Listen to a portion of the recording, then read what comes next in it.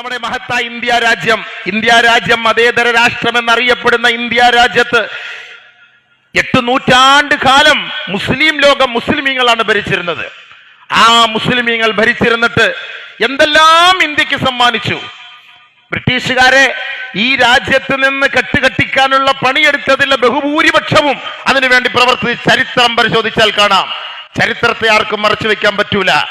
അതിനകത്ത് കൈകടത്തലുകൾ നടത്തി ഇസ്ലാമിക ചരിത്ര സത്യങ്ങളെ തുടച്ചു നീക്കിയിട്ടല്ലാതെ അതിന്റെ യാഥാർത്ഥ്യം പരിശോധിച്ചു നോക്കിയാൽ ഇന്ത്യ രാജ്യത്തിന് വേണ്ടിയിട്ടാണ്, മുസ്ലിമീങ്ങൾക്ക് വേണ്ടിയിട്ടല്ല. ഇന്ത്യയുടെ പവിത്രത കാത്തു സൂക്ഷിക്കാനാണ് മുൻഗാമികളായ നമ്മുടെ നേതാക്കന്മാർ ബ്രിട്ടീഷുകാർക്കെതിരെ ഇവിടെ യുദ്ധം ചെയ്തത്. ഇവിടെ കുത്തബ് മിനാർ കൊണ്ടുവന്നു, ഇവിടെ ചാർമിനാർ കൊണ്ടുവന്നു, ഇവിടെ റെഡ് ഫോർട്ട് ചെങ്കോട്ട കൊണ്ടുവന്നു. ഇവിടെ ആയിരക്കണക്കിന് ഇന്ത്യക്കുള്ള അഭിമാനത്തിന്റെ എല്ലാ നന്മകളും അവരിവിടെ കാഴ്ചവെച്ചു. അത് മുസ്ലിമീങ്ങളുടെ പേരിലല്ല, അല്ല മുസ്ലിമീങ്ങൾക്ക് വേണ്ടിയിട്ടുമല്ല. മഹാനായ ടിപ്പു സുൽത്താൻ റഹ്മത്തുള്ളാഹിയുടെ ചരിത്രം പരിശോധിച്ച് നോക്ക്. ആർക്കിയോളജിക്കൽ പോയി പരിശോധിച്ചാൽ കാണാം എത്രയോ അമ്പലങ്ങൾക്ക് സ്ഥലം കൊടുക്കുകയും ആ അമ്പലങ്ങളിലുള്ള പൂജാരിമാർക്കുള്ള ഭക്ഷണവും അവർക്കുള്ള വേതനവും കൊടുക്കാൻ എഴുതി വെക്കുകയും സ്വർണ്ണ വെള്ളി തളികകൾ മഹാനായ ടിപ്പുവിനാൽ സമ്മാനിക്കപ്പെട്ടത് എന്ന് വരെ എഴുതി വെക്കപ്പെട്ട ചരിത്രം ഇന്ന് നമുക്ക് കാണാം. അദ്ദേഹം ഒരു തീവ്രവാദി ഭീകരവാദി ആയതുകൊണ്ടാണോ ശ്രീലങ്ക പട്ടണത്തിൽ അദ്ദേഹത്തിന്റെ കോട്ടയ്ക്കകത്ത് തന്നെ 2-3 അമ്പലങ്ങളുണ്ട്. സുബഹി നമസ്കാരം കഴിഞ്ഞ് അദ്ദേഹം പോയി പൂജാരിമാരുമായിട്ട് അവിടുത്തെ ആവശ്യങ്ങളെ കുറിച്ച് ചർച്ച ചെയ്യും. അദ്ദേഹത്തിന് ഒരു ഹിന്ദുക്കളോടോ അല്ലെങ്കിൽ മറ്റു മതക്കാരുടെ വിരോധമുള്ളതിന്റെ പേരിലാണോ? ഒരിക്കലുമല്ല. നങ്കപ്പള്ളി എന്ന കർണാടകയിലെ 2 സ്ഥലം ഞങ്ങൾക്ക് അമ്പല നിവാസികൾ പോയിട്ട് പറഞ്ഞു ഉത്സവത്തിന് സ്ഥലമില്ല എന്ന് പറഞ്ഞപ്പോ ആ ഗൊള്ളപ്പള്ളി എന്ന് പറയുന്ന താലൂക്ക് മുഴുവനും അദ്ദേഹം വാങ്ങി അവർക്ക് വേണ്ടി എഴുതി കൊടുത്തു. ഹിന്ദു സഹോദരങ്ങൾക്ക് വേണ്ടി എഴുതി കൊടുത്തു, ഹിന്ദുക്കൾക്ക് വേണ്ടി എഴുതി കൊടുത്തു. ഇന്ന് ഒരിടത്തും പോയത് ഞങ്ങളുടെ ടിപ്പു സമ്മാനിച്ചതാണ്, അല്ലെങ്കിൽ ഔറംഗസീബ് സമ്മാനിച്ചതാണ്, അത് ഞങ്ങളുടെ മുൻഗാമികൾ സമ്മാനിച്ചതാണ്, ആ സ്ഥലം ഞങ്ങൾക്ക് അവകാശപ്പെട്ടതാണ്, അത് ഞങ്ങളുടേതാണ് എന്ന് പറഞ്ഞ് ഇന്ന് വരെ ഒരു മുസ്ലിമും ഒരിടത്തും സമരം ചെയ്യാറുമില്ല, കുത്തിയിരിക്കാറുമില്ല. ഐക്യമാണ്, സാഹോദര്യമാണ്. നമ്മൾ മനസ്സിലാക്കണം, മഹത്തായ ഇന്ത്യ രാജ്യം അതിന്റെ പൈതൃകം അതായിരുന്നു. ഇവിടെ ഒരു ഹിന്ദുവാകട്ടെ, മുസ്ലിം ആകട്ടെ, ക്രൈസ്തവനാകട്ടെ, ഇനി ജൂതനാകട്ടെ, ആരുമാകട്ടെ, എല്ലാവരും ഏകോദര സഹോദരങ്ങളെ പോലെ ഐക്യത്തിന്റെ മക്കളായി ജീവിച്ച പാരമ്പര്യമാണ് ഇന്ന് വരെ നമ്മൾ കണ്ടത്. എന്നാൽ നമുക്ക് വളരെ വേദനാജനകമായ ഒരു അവസ്ഥയാണ് ഇന്ന് നമ്മുടെ ഭരണകൂടത്തിൽ നിന്ന് നമുക്ക് കാണുന്നത്. വളരെ വിഷമമുണ്ട്, പ്രയാസമുണ്ട്. മുസ്ലിം സമുദായത്തെ അവഗണിക്കുകയും എല്ലാ മേഖലകളിലും ഒരു പെരുന്നാൾ വന്നാലും ഒരു റമദാൻ വന്നാലും ബഹുമാനപ്പെട്ട പ്രധാനമന്ത്രി അടക്കം ഒരു ആശംസ പോലും പറയാൻ മടിക്കുന്ന ഒരു കാലഘട്ടത്തിലേക്ക് ഇന്ന് നമ്മളെ വളരെ വളരെ നിന്ദ്യമായി നിരാശരാക്കി നമ്മളെ മാറ്റിയിരിക്കുന്ന ഒരു സാഹചര്യം നമുക്ക് കാണാൻ കഴിയും. നമുക്കറിയാലോ, നമ്മുടെ ഇവിടെ നാട്ടിൽ നടക്കുന്ന ഹൈന്ദവരുടെ ആഘോഷങ്ങൾക്ക് എല്ലാ വാതിലുകളും തുറന്നിട്ട് കൊടുത്തുകൊണ്ട് നമ്മുടെ പള്ളിയും ഈ സിറ്റിയിലുള്ള മുഴുവൻ മുസ്ലിം പള്ളികളും എല്ലാവരും അതിനുള്ള അവസരങ്ങൾ ഒരുക്കുമ്പോൾ ഇതേ ഇന്ത്യ രാജ്യത്തിൽ തന്നെയാണ് മുസ്ലിം സമുദായം ആരെയും വേദനിപ്പിക്കാൻ, ഒരു പള്ളിക്കാരും ഒരു കമ്മിറ്റിക്കാരും ആരെയും വിഷമിപ്പിക്കാൻ പോകാതിരിക്കുന്ന ഒരു സാഹചര്യത്തിൽ പോലും ഹോളിയുടെ ആഘോഷത്തിന്റെ പേരിൽ എത്രയോ മുസ്ലിം പള്ളികൾ മുഴുവനും ടാർപ്പുകൾ കൊണ്ട് മറച്ചിട്ട് ഈ രാജ്യത്ത് ഭീകരവാദവും തീവ്രവാദവും സൃഷ്ടിക്കുന്നത് ആരാണെന്ന് ബുദ്ധിയുള്ളവൻ മനസ്സിലാക്കട്ടെ. ഏതെങ്കിലും ഒരു മുസ്ലിം സമുദായത്തിൽപ്പെട്ടവർ ഏതെങ്കിലും ഒരു ഹോളി ആഘോഷിക്കുന്നവരെ, അതല്ലെങ്കിൽ ശിവരാത്രി ആഘോഷിക്കുന്നവരെ, അതല്ലെങ്കിൽ ദീപാവലി ആഘോഷിക്കുന്നവരെ അങ്ങോട്ട് പോയി അടിച്ചോ തകർത്തോ നശിപ്പിച്ചതായ ചരിത്രം നമ്മൾക്കറിയില്ല. അതൊന്നും നമ്മൾ ഇന്ന് വരെ കണ്ടിട്ടില്ല. നമ്മുടെ നാട്ടിലും ഈ ആഘോഷങ്ങളെല്ലാം ഉണ്ട്, ഇവിടെയും ഹിന്ദുക്കളുണ്ട്. എത്രയോ ഹിന്ദു സഹോദരങ്ങൾ അടക്കമാണ് നമ്മുടെ പള്ളിയുടെ തിരുമുറ്റത്ത് വന്നിട്ട് ഞങ്ങളുടെ ഈ ജമാഅത്തുകാർ, ഈ പള്ളിക്കാർ ഞങ്ങൾക്ക് വേണ്ട സൗകര്യങ്ങളൊക്കെ ചെയ്തു തന്നു എന്ന് അവർ പരസ്യമായി പറയണമെങ്കിൽ ഈ മുസ്ലിം സമുദായം അവരോട് കാണിച്ച മാന്യത അതാണ്. ഇതാര് പഠിപ്പിച്ചു? ഞങ്ങളുടെ പ്രവാചകൻ മുത്ത് മുഹമ്മദ് മുസ്തഫ സല്ലല്ലാഹു അലൈഹി വസല്ലമ തങ്ങളുടെ മദീന പള്ളിയിലാണ് ആ മുസ്ലിമീങ്ങൾ കടന്നു വന്നത്. പരിശുദ്ധമായ മദീന പള്ളിയാണ്. ഒരു റക്അത്ത് നിസ്കരിച്ചാൽ 50,000 എന്നും 1000 എന്നും പ്രതിഫലമുള്ള ആ മദീന പള്ളിയിലേക്കാണ് കടന്നു വന്നത് ക്രൈസ്തവ പുരോഹിതന്മാർ. അവിശ്വാസികൾ, അമുസ്ലിമീങ്ങൾ കടന്നു വന്നപ്പോ ആ മദീന പള്ളിക്കകത്തേക്ക് അവരെ സ്വീകരിച്ച് കയറ്റിയിരുത്തി അവർക്ക് വേണ്ട സൗകര്യം ചെയ്തു കൊടുത്ത പാരമ്പര്യമാണ് പരിശുദ്ധ പ്രവാചകന്റെ പാരമ്പര്യം. ആരെയും അവിടെ വേദനിപ്പിച്ചില്ല, ആട്ടി ഓടിച്ചു വിട്ടില്ല. അവരെ ആക്ഷേപിച്ചില്ല, ആക്രോശിച്ചില്ല. അവരോടൊപ്പം ഇരുന്ന് സ്നേഹസല്ലാപം നടത്തി, സ്നേഹസംവാദം നടത്തി. ആരാധനയുടെ സമയമായപ്പോൾ അവർ തിരുനബി പ്രവാചകനോട് പറഞ്ഞു, ഞങ്ങളുടെ ദൈവത്തെ ആരാധിക്കാൻ സമയമായെന്ന് പറഞ്ഞപ്പോ അതേ മസ്ജിദുൻ നബവി രണ്ടായിട്ട് ഓഹരി ചെയ്ത് ഒരു ഭാഗത്ത് മുസ്ലിമീങ്ങളും മറുഭാഗത്ത് അമുസ്ലിമീങ്ങളും നമസ്കരിച്ച് ലോകത്ത് ഐക്യം സാഹോദര്യം കാട്ടിക്കൊടുത്ത മതത്തിന്റെ നേതാവാണ് ലോകത്തിന്റെ അനുഗ്രഹീന്ദ്രനായ പ്രവാചകൻ സല്ലല്ലാഹു അലൈഹി വസല്ലം. ആ പ്രവാചകനാണ് പറഞ്ഞത്, നിങ്ങൾ വിഷമിക്കണ്ട, ത്യാഗത്തിന്റെ തീച്ചൂളയിൽ വെന്തുരുകപ്പെട്ട സഹാബാക്കളെ കൊണ്ട് ഈ പരിശുദ്ധമായ ദീൻ ലോകത്തിന്റെ ഓരോ മുക്കുമൂലകളിലും കോട്ടകൊത്തളങ്ങളിലും കടന്നു ചെല്ലും. ഇൻഷാ അല്ലാഹ് അത് കടന്നു ചെല്ലാതെ ലോകം അസ്തമിക്കൂല എന്ന് പരിശുദ്ധ പ്രവാചകൻ പറഞ്ഞെങ്കിൽ, ഇംഗ്ലണ്ടിലെ ഏറ്റവും വലിയ കൊട്ടാരം, 1000 വർഷം പഴക്കമുള്ള കൊട്ടാരത്തിന്റെ ഉള്ളിൽ അവിടെ ഇഫ്താർ സംഗമം നടത്തിയെങ്കിൽ ഇന്നേ വരെ ചരിത്രത്തിൽ അങ്ങനെ ഒരു സംഭവം രേഖപ്പെടുത്തിയിട്ടില്ല. വർഷങ്ങളായി ആ പരിശുദ്ധമായ റമളാനിനെ ആദരിച്ചുകൊണ്ട് ബഹുമാനിച്ചുകൊണ്ട് ആ ക്രൈസ്തവ സഹോദരങ്ങൾ പണ്ഡിതന്മാരെ കൊണ്ടുവരിക മാത്രമല്ല, മഗ്രിബ് നമസ്കാരത്തിന്റെ ബാങ്ക് വിളിച്ച് ഇഖാമത്ത് കൊടുത്ത് അവിടെ ജമാഅത്തായിട്ട് നമസ്കരിക്കാനുള്ള സൗകര്യം ഇംഗ്ലണ്ടിലെ കൊട്ടാരത്തിൽ ഈ ബഹുമാനപ്പെട്ട അതിന്റെ ഭരണാധികാരികൾ, ഉത്തരവാദിത്തപ്പെട്ടവർ അതിനുള്ള അവകാശം നൽകിയെങ്കിൽ, അവസരം നൽകിയെങ്കിൽ, ആദരവായ റസൂലുള്ളാഹി തങ്ങൾ പറഞ്ഞത്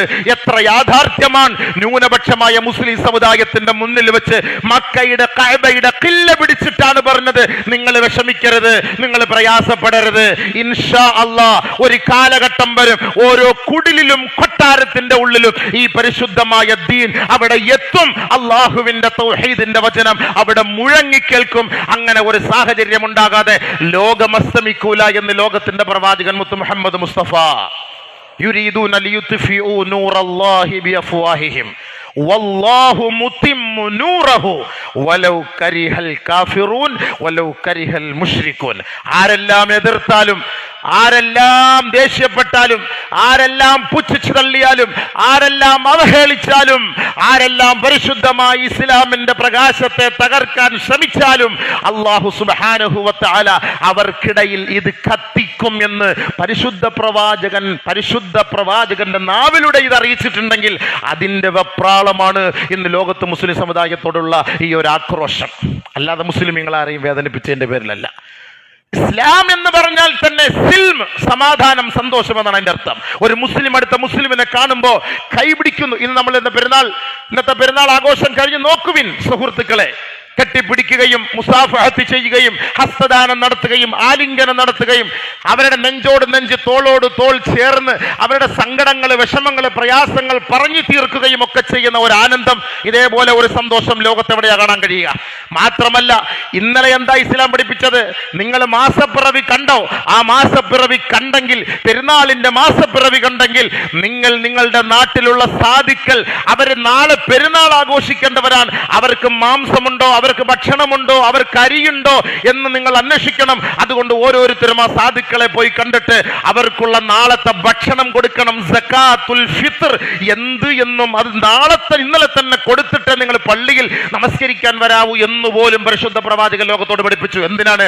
ഒരാളും പട്ടിണി കിടക്കരുത്, ഒരാളും പട്ടിണി കിടക്കരുത്. പരിശുദ്ധ പ്രവാചകന്റെ രീതി അതായിരുന്നു. യതീമായ കുഞ്ഞ്, അനാഥനായ കുട്ടി, ആ അനാഥനായ കുട്ടി പെരുന്നാൾ നമസ്കാരത്തിന്റെ പെരുന്നാൾ ദിവസത്തിൽ പൊട്ടിക്കറിയുമ്പോ വസ്ത്രമില്ല, ഉപ്പയില്ല, ആരുമില്ല. ആ കുട്ടിയെ കൂട്ടിക്കൊണ്ടുവന്ന് തലോടിയിട്ട് പുതുവസ്ത്രം ധരിപ്പിച്ചു കൊടുത്ത് നെറ്റിത്തടത്തിൽ ചുംബിച്ച് യതീമായ മക്കളെ സഹായിക്കുന്നവൻ, അനാഥനെ സഹായിക്കുന്നവൻ, ഞാനും അവനും സ്വർഗത്തിൽ ഇതുപോലെയാണെന്ന് 2 വിരൽ ചേർത്ത് വെച്ച് ലോകത്തോട് പഠിപ്പിച്ചിട്ട് അനാഥൻ ആരുടെ കുട്ടിയുമാകട്ടെ, അത് മുസ്ലിമിൻ്റെതാകട്ടെ ആരുടെയും ആകട്ടെ, അനാഥക്കുട്ടി എന്നാണ് പറഞ്ഞത്. അയൽപക്കക്കാരൻ പട്ടിണി കിടന്നാൽ എന്നാ പറഞ്ഞത്? അയൽപക്കക്കാരനായ മുസ്ലിം പട്ടിണി കിടന്നു എന്നല്ല പറഞ്ഞത്. അയൽപക്കക്കാരനായ വിശ്വാസി പട്ടിണി കിടന്നു എന്നല്ല പറഞ്ഞത്. അയൽപക്കക്കാരൻ ആരുമാകട്ടെ, അവർ പട്ടിണി കിടന്നാൽ വയറ് നിറച്ച് നമ്മൾ ഭക്ഷിക്കരുത്. നമ്മുടെ ഭക്ഷണത്തിൽ കുറച്ച് വെള്ളം കൂട്ടിച്ചേർത്ത് അവർക്ക് കൂടെ നമ്മൾ ഷെയർ ചെയ്യണം, അവരെ കൂടെ നമ്മൾ ആ ഭക്ഷണത്തിൽ ക്ഷണിക്കണമെന്ന് പഠിപ്പിച്ച ലോകത്തിന്റെ പ്രവാചകനാണോ ഇവിടെ ഭീകരവാദി? അവരുടെ അനുയായികളാണ്. നമ്മളാണോ ഭീകരവാദി? നമ്മൾ പരസ്പരം കാണുമ്പോൾ അസ്സലാമു അലൈക്കും, നിനക്ക് സമാധാനം ഉണ്ടാകട്ടെ, ലോകത്ത് സമാധാനം ഉണ്ടാകട്ടെ. 5 നേര നമസ്കാരം കഴിഞ്ഞ ഉടനെ ഹയ്യിനാ റബ്ബനാ ബിസ്സലാം, അല്ലാഹുവേ സമാധാനത്തിന്റെ ഉടമ നീയാണ്, ലോകത്ത് നീ സമാധാനം നൽകണേ പടച്ചവനെ എന്ന് പ്രാർത്ഥിക്കുന്ന ഈ സമുദായമാണോ ലോകത്ത് ഭീകര പ്രവർത്തനങ്ങൾ ചെയ്യുന്നത്? പിന്നെ എന്തിന്റെ പേരിലാണ് പെരുന്നാൾ നമസ്കരിക്കരുതെന്നും പെരുന്നാൾ റോഡിൽ നമസ്കരിക്കരുതെന്നും ആളുകളുടെ ആധിക്യം കൂടി പോയാൽ ഒരു 5 മിനിറ്റ് മാത്രം എടുത്തിട്ട് റോഡിൽ നമസ്കരിക്കുന്നത് നിരോധിച്ചുകൊണ്ട് അങ്ങനെ അത് നമസ്കരിച്ചാൽ പാസ്പോർട്ട് റദ്ദ് ചെയ്യും, നിങ്ങളുടെ വോട്ടർ ID റദ്ദ് ചെയ്യും, ഇതൊക്കെ പറഞ്ഞ് മുസ്ലിമീങ്ങളെ ആക്ഷേപിക്കുമ്പോൾ ഓർക്കണം ഒറ്റ ഒരു തെറ്റ്, വമാ നഖമു മിൻഹും ഇല്ലാ അയ്യുമിനു ബില്ലാഹിൽ അസീസിൽ ഹമീദ്. ആരാധനക്കർഹൻ അല്ലാഹു അല്ലാതെ മറ്റാരെയും ആരാധിക്കില്ല. അതാണ് ഒറ്റ തെറ്റ്. ഈ ആരാധനയാണ് എന്ത് ത്യാഗം സഹിച്ചാലും മസ്സത്തുഹുമുൽ ബഅ്സാഉ വല്ലറാ വസുൽസിലു ഹത്താ യഖൂല റസൂൽ വല്ലദീന ആമനു മഅഹു മത്താ നസ്റുല്ലാഹ്. ഈ ഒരൊറ്റ ആയത്താണ് എനിക്ക് പറയാനുള്ളത്. വിഷമിക്കണ്ട, ഇതിന് മുൻകാലഘട്ടങ്ങളിലും നമുക്ക് ത്യാഗങ്ങളും പീഡനങ്ങളും വന്നിട്ടുണ്ട്. അവരും ചോദിച്ച ഒരേ ഒരു ചോദ്യം, പ്രവാചകരെ എന്നാണ് നമുക്കൊരു സഹായം? സബൂർ അല ഇന്ന നസ്റല്ലാഹി ഖരീബ്. അള്ളാന്റെ സഹായം വന്നെത്തും ഇൻഷാ അല്ലാഹ്. ഇസ്ലാമിന്റെ ഏറ്റവും വലിയ പരമപ്രധാനമായ കാര്യം ഒരു ആരാധനയുടെ പേരിലോ ഒരുമിച്ച് കൂടുന്നതിൻ്റെ പേരിലോ ഒരു ഇബാദത്തിന്റെ വിഷയത്തിലോ അള്ളാഹു നിങ്ങളെ ആരെയും ബുദ്ധിമുട്ടിക്കുകയില്ല. ലാ യുകല്ലിഫുല്ലാഹു നഫ്സൻ ഇല്ലാ ഉസ്അഹ. ഇസ്ലാം ആരെയും അടിച്ചേൽപ്പിക്കുന്നില്ല ഒരു തത്വവും. ലാ ഇക്റാഹ ഫിദ്ദീൻ. ദീനിൽ നിർബന്ധമായി നിങ്ങൾ മുസ്ലിം ആകണം, ഇസ്ലാമിൽ നിൽക്കണം എന്ന ഒരു അടിച്ചേൽപ്പിക്കുന്ന പദ്ധതി ഇസ്ലാമിലില്ല. ഇസ്ലാമിക നിയമങ്ങളെ അല്ലാഹു സുബ്ഹാനഹു വ തആല പഠിപ്പിച്ചു കൊടുത്തു. അത് നബിതങ്ങളുടെ നാവിലൂടെ ലോകത്ത് എല്ലാ മേഖലകളിലും സമസ്ത മണ്ഡലങ്ങളിലും അത് എത്തിച്ചു കൊടുത്തു.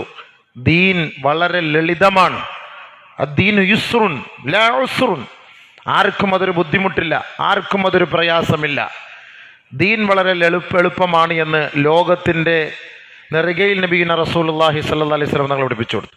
വളരെ ന്യൂനപക്ഷമായിരുന്ന നബിയും സഹാബാക്കളും പരിശുദ്ധമായ മദീനയുടെ പരിശുദ്ധമായ മക്കയുടെ ആ കഅബാലയത്തിൻ്റെ മുന്നിൽ പോയി നിൽക്കുമ്പോൾ വെറും ന്യൂനപക്ഷങ്ങൾ മാത്രമായിരുന്നു. അങ്കുലി പരിമിതമായ നബിയും സഹാബാക്കളുമാണ്.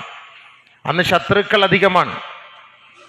10,000-കണക്കിന് ശത്രുക്കളുടെ നടുവിൽ നിന്നിട്ടാണ് നബി സല്ലല്ലാഹു അലൈഹി വസല്ലമ തങ്ങൾ പറഞ്ഞത്, ലാ യദറു അലാ ബൈത്തിൻ വലാ മദരിൻ ഇല്ലാ അദ്ഖലഹുല്ലാഹു ഹാദ ദീനൽ ഖയ്യിം ബിഇസ്സി ഇസ്സത്തിൻ വദുല്ലി ദില്ലത്തിൻ ഔ കമാ ഖാല അലൈഹി സ്വലവാത്തു വതസ്ലീമാത്ത്. ഇന്ന് ലോകത്തിൻ്റെ പല ഭാഗങ്ങളിലും ഈ ഈമാനുള്ളവരിൽ സത്യവിശ്വാസികൾ പീഡനങ്ങൾ ഏറ്റുകൊണ്ടിരിക്കുകയാണ്. അത് ഇന്ന് തുടങ്ങിയ കഥയല്ല. നബി സല്ലല്ലാഹു അലൈഹി വസല്ലമ തങ്ങൾ പരിശുദ്ധമായ മക്കയിൽ ഈ ദീനിൻ്റെ പ്രബോധനാർത്ഥം വന്ന കാലഘട്ടം മുതലേ 40 വയസ്സ് വരെ വിശ്വസ്തൻ, നല്ലവൻ, സത്യസന്ധൻ എന്ന് പറയുന്ന അതേ നാവ് കൊണ്ട് തന്നെ അഹങ്കാരി, തമ്മാടി, മജ്നൂൻ, ഭ്രാന്തൻ എന്ന് വിളിക്കുന്ന ഒരവസ്ഥയിലേക്ക് ആ ജനങ്ങൾ എത്തിയെങ്കിൽ നബീന റസൂലുള്ളാഹി സ്വല്ലല്ലാഹു അലൈഹി വസല്ലമ തങ്ങൾ എന്താണ് അവിടെ ചെയ്തത്? ആരെയും തമ്മിലടിപ്പിക്കുകയോ ഭീകരപ്രവർത്തനങ്ങൾ നടത്തുകയോ മതസ്വാതന്ത്ര്യത്തിന് വിഘാതം നിൽക്കുകയോ ആരാധനാലയങ്ങൾ അടിച്ചു തകർക്കുകയോ സത്യവിശ്വാസികളെ ആരാധനയിൽ തടയുക, ഇതൊന്നുമല്ല നബി തങ്ങൾ ചെയ്തത്. ആദരവായ റസൂലുള്ളാഹി സ്വല്ലല്ലാഹു അലൈഹി വസല്ലമ തങ്ങൾ ആരാധനക്കർഹൻ അല്ലാഹു അല്ലാതെ മറ്റാരുമില്ല എന്ന് ഉറക്കെ പ്രഖ്യാപിച്ചു. ആ ഒരു പ്രഖ്യാപനത്തിന്റെ പേരിലാണ് അന്നു മുതൽ ഇന്നു വരെയും ഇനിയും ഖിയാമത്ത് നാൾ വരെയും ഈ മുസ്ലിം ലോകങ്ങൾ പീഡനങ്ങൾ ഏറ്റുവാങ്ങുന്നത്. അതല്ലാതെ ഒരു ഭീകരവാദികളായതുകൊണ്ടല്ല, തീവ്രവാദികളായതുകൊണ്ടല്ല. ലോകത്ത് പരിശുദ്ധമായ മതം, ഇസ്ലാമിക ചൈതന്യം അത് കാഴ്ചവെച്ചതുപോലുള്ള സ്വാതന്ത്ര്യം ലോകത്ത് ഒരു പ്രസ്ഥാനത്തിനും അവകാശപ്പെടാൻ കഴിയില്ല. അതായിരുന്നു പരിശുദ്ധമായ ഇസ്ലാമിന്റെ തത്വം. ആദരവായ റസൂലുള്ളാഹി സ്വല്ലല്ലാഹു അലൈഹി വസല്ലമ തങ്ങൾ മക്കയിൽ നിന്ന് മദീനയിലേക്ക് വരുമ്പോൾ വലിയ പ്രമുഖരായ 2 ഗോത്രക്കാരായിരുന്നു ഔസ് ഖസ്റജ്. 100 വർഷം 120 വർഷത്തോളം തമ്മിലടിച്ചവരായിരുന്നു. വഅതസിമു ബിഹബ്ലില്ലാഹി ജമീഅ.